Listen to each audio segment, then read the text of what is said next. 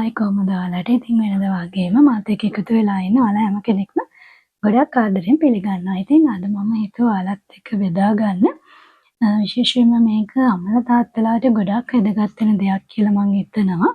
ඉතින් මම අද හිතුවා කොහොමද අපි දළදා වහන්සේට අපේ බබ්බාලව බාර කරන්නේ කියලා ඔයාලව දැනුවත් කරන්න. මොකද ඒක කරන්නේ කොහොමද කියලා විශේෂයෙන්ම දන්නේ නැති අය ඉන්නවා.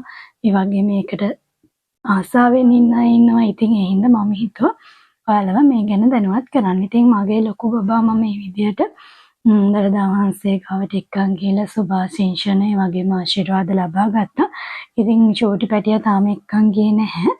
ඉතින් ළඟදී එක්කන් යන්න බලාපොරොත්තු වෙනවා. ඒ වුණාට ඊට කලින් මම හිතුවා මේ වීඩියෝ එක කරන්න ඕනි කියලා. ඉතින් අනිවාර්යෙන් ඊට පස්සෙත් අලුත් වෙච්ච දේවල් තියෙනවා නම් අනිවාර්යෙන් වීඩියෝ එකක් කරනවා. ඉතින් දැනට අපේ ලොකු බබා එක්කගෙන යනකොට තිබිච්ච දේවල් ගැන ඔයාලව දැනුවත් කරන්න හිතුවා. ඉතින් මෙහෙම දරුවන් බාර කරන්නේ ඇයි කියන එක ගැන කතා කරොත් ඉතා ඈත අතීතයේ ඉඳන්ම සාමාන්‍යයෙන් ජීවමාන බුදුරජාණන් වහන්සේ විදියට අපි ගොඩාක් භක්තියෙන් වැඳ පුදා ගන්න ස්ථානයක් තමයි දළදා වහන්සේ කියලා කියන්නේ. ඉතින් ඒ ජීවමාන බුදුන් වහන්සේගේ ආශිර්වාදය අපේ බබාට ලබා ගන්න එක වගේ තමයි අපි දළදා වහන්සේට බබාලව පූජා කරලා එයාලට නිරෝගීමත් සුවවල දිවියකට ආශිර්වාද ලබා ගැනීම සිද්ධ කරන්න තමයි මේ විදිහට අපි දරුවන් දළදා වහන්සේට බාර කිරීම සිද්ධ කරන්නේ.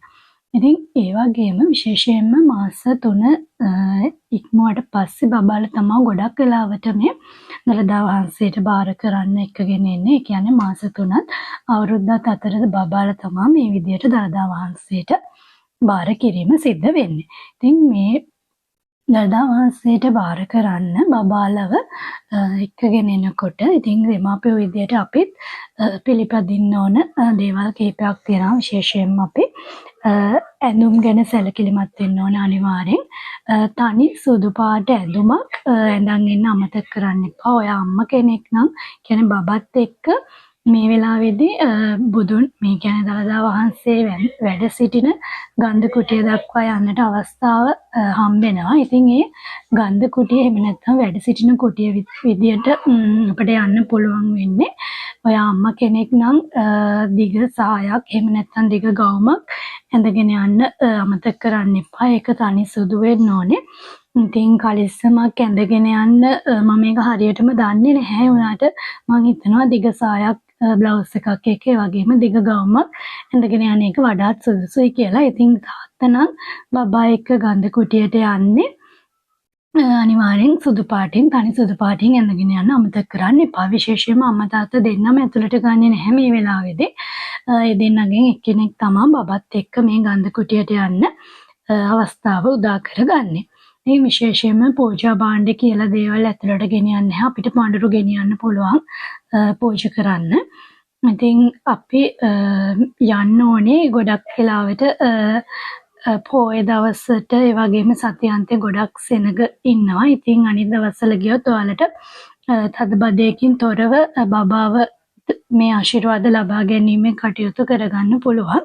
ඉතින් අපි එහෙම ගිහිල්ලා ඉවර වෙලා අපි දැන් සාමාන්‍යයෙන් දළදා වහන්සේ වැඳ පුදා ගන්න තේවා වෙලාවට යන පැත්තෙන් නෙමෙයි අනිත් පැත්තෙන්. ඒ කියන්නේ මල් ආසනයේ තියෙන පැත්තෙන් දකුණු අත පැත්තෙන් පොලිමක් ඇදිලා මේ බබාලව ඇතුළට ගැනීම සිද්ධ කරනවා.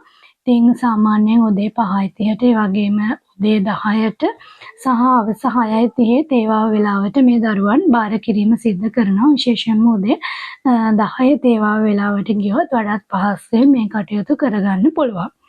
ඒ වගේම තමයි විශේෂයෙන්ම මතක් කරන්න ඕනේ. ඉතින් ඒ වෙලාවට අපිට ඇතුළට ගන්ධ කුටිය ගියාම බබාට පිරිත් නූලක් ඒ වගේම සමන් පීච්ච මල් මිටක් දෙනවා කොට්ටයට තියන්න කියලා.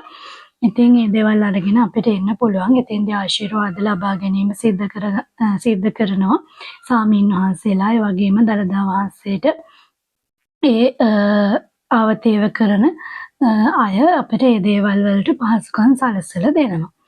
ඉතින් ඊට අමතරව විශේෂයෙන්ම මතක් කරන්න ඕන දෙයක් තියෙනවද කියලා බැලුවොත් අනිවාර්යෙන් බබා ඇතුළට ගෙනියනකොට බබාගේ හිස් ඇසුම් ඒ වගේම පාවහන් එහෙම ගලවලා සුදු පැයට හුරු පහසු ඇඳුමක් බබාට අඳවගෙන යන්න. ඒක අමතක කරන්න එපා.